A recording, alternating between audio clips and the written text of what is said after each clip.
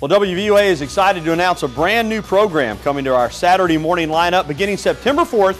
Join Alabama's home team for Crimson Tide kickoff presented by AT&T and Alpha Insurance. Every Saturday morning at 8, we'll come to you live from the University of Alabama campus to preview that week's game. We'll also look around the SEC and talk with special guests. So join myself and our John Huddleston starting September 4th for Crimson Tide kickoff right here on your home team, WVUA TV. Well, I think it's safe to say that Alabama freshman Phillip Sims was destined to be a quarterback. His father and uncle both played the position and began passing their knowledge along to Phillip when he was just a little boy. He tried other positions, but because of his strong arm, he always wound up back at QB.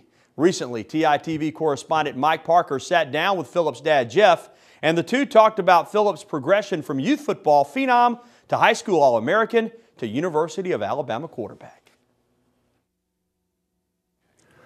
Mr. Sims, when you and Phillip visited last spring, what was it about Alabama that made him hurry and rush his decision and commit on the spot? It was a lot, had to do with Coach Sal Sinceria and the relationship not only he had with Phillip, but what he had with me and Mrs. Sims. And we felt very comfortable with him. We felt very comfortable with a lot of the things he shared with us about the university and the football program. Mr. Sims, you and your brother were quarterbacks. So Phillip has been groomed as a quarterback his whole life. Tell us a little bit about, the step-by-step process that you used to get Phillip where he is. He started out at an early age. Phillip first got into football when he was about 6, 7 years old. And at that time, I signed him up for the Parks and Rec Flag League. And of course, he wanted to be a receiver and he didn't want to be a quarterback. But unfortunately, he had the best arm out there with all of the kids. So we had to put him at quarterback, and then we found out we didn't have a receiver. So it went from that age to he started playing tackle football at the age of 9, and they played him at defensive end, and he was the best quarterback out there. And from there, we used to go back and forth with controversy of him trying to do what he wanted to do versus what he was made out to do. And eventually, by the time he got 10 years old, it kind of sunk in. And I carried him to his first football camp then. Now, what would you say is Phillip's greatest attribute as a quarterback? Knowledge of the game with the desire of just, he was always been told by different critics and different coaches that, kids are good, but some things are just meant to be. And he did everything and had the mechanics and the ability just made to be a quarterback. Now, what would you say are his strengths and weaknesses? What does he need to work on to develop as a quarterback? Continue to learn, continue to study the game, continue to improve, try to be the best he can, as long as he stay within himself and the capabilities he have. He'll have a very successful career. What is Phillip's favorite ball to throw? He loves to throw that deep fade or that post route, that deep post, because he loves to play tricks with the safeties. He loves to get those guys rotating out of the zone and then coming back and putting it on a laser on the line. Very strong arm kid. Was Phillip being a parade All-American his greatest achievement? Yes, I think between the parade and the Gatorade Player of the Year, I think those was his two highest marks. He made a total of 20 teams last year, All-American teams, from all district to USA Today, Gatorade, and Parade All-American. And our thanks to Mike Parker. He'll be joining us as a correspondent from time to time on TITV. Pretty revealing interview right there. Yeah, very good interview. Good stuff. Okay, time to take some phone calls, 205-348-WVUA. First up tonight is Vic in Bessemer. Vic, welcome into the program. Hi, guys. How y'all doing tonight? Hey, Vic.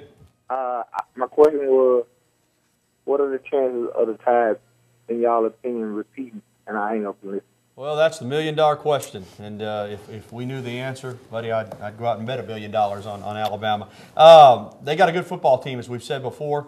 I think their chances of winning the national championship, because Nick Saban doesn't like to talk about defending or repeating, but their chances of winning the national championship this year are as good as anybody's.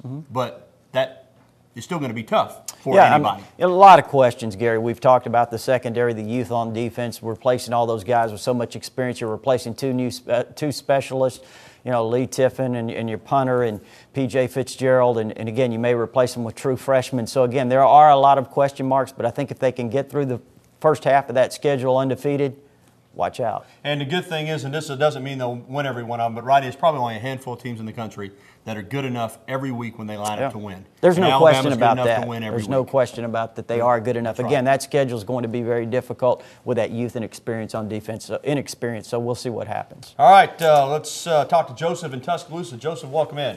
How you doing, man? Doing great, Joseph. Yeah, but I need to ask a simple question here. You know, I need to ask a simple question. Have the SEC, done this to Alabama before, but like you know how they got the other teams, they got 6 bye weeks? Yeah, Joseph, it's unusual, and it's a question that's been asked a lot here recently.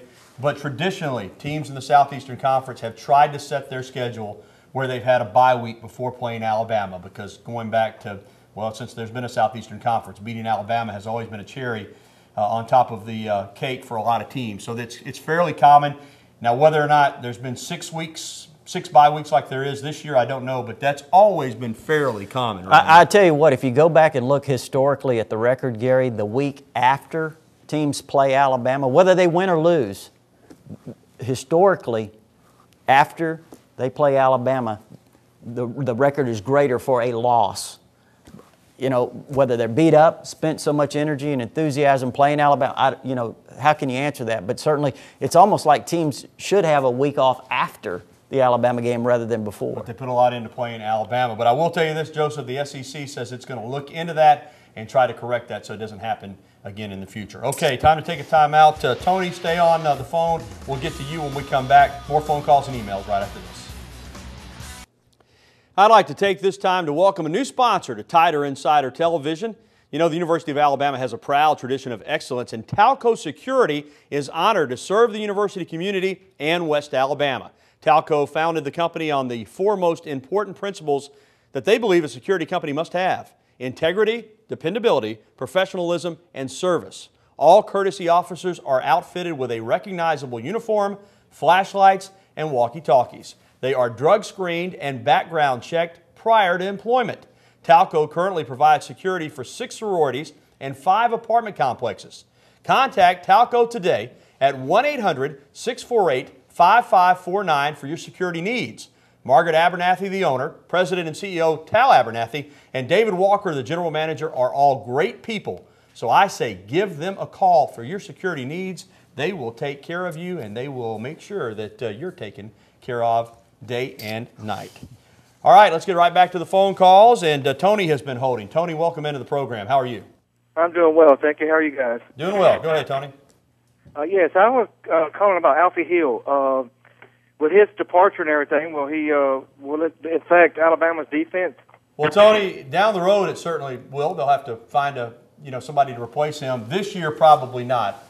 It was very likely that he was going to redshirt. Very talented young football player, but I would say in the short term it won't affect him at all. Well, the place where it could impact this year, possibly, though I don't think it'd be significant, was Alfie might have had an opportunity to play on some of the special teams units, and again, so obviously they'd have to look in another direction if that were the case. But as far as the defense is concerned, certainly no impact this year. All right, time for one more phone call. Let's talk to Gary. Gary, welcome in. Yes. Gary, you there? I'm here. All right, go ahead, Gary. Yes, I'd like to update on Damian Swan out of Georgia, please. All right, Ronnie, what's the latest on Swan? Damian Swan's an outstanding defensive back, could play corner, could play safety, a great athlete, also a tremendous baseball player from Grady High School in Atlanta. He's been looking at Alabama for quite some time. In fact, had Alabama as his leader early on in the spring. Florida's been heavily involved with him, but I think Georgia's made a major move in the last few months. And, right now, I think Georgia has a little bit of a lead. Talked to Damian a few weeks ago anyway, and I kind of got that impression from him, though he said everything was still equal and that he would visit Alabama, at some point, probably on an official visit, but we'll see. All right, thanks for the phone calls. Stay tuned. Gene Stallings will be back in Tuscaloosa this fall, and he'll be honored by the University of Alabama. We'll have all the details when TITV continues. Well, Coach Dean Stallings will be back on campus this fall for a very special honor. The university and the National Football Foundation and College Hall of Fame announced that they will jointly honor Coach Stallings with an NFF Hall of Fame on-campus salute. That will happen on October 2nd when the Crimson Tide hosts Florida. Stallings was elected to the Hall back in May and will be officially enshrined this coming December. Another great honor for a great man and a terrific football coach. Well, it's dinner time. Tonight we're hitting the Pottery Grill over in Northport. And don't forget, if you missed any of tonight's show, there is only one place to go for the replay anytime, day or night, WVUATV.com. We'll have the full broadcast posted later this evening. Thanks for watching. For Rodney Orr, I'm Gary Harris. We'll see you again next week on the only TITV.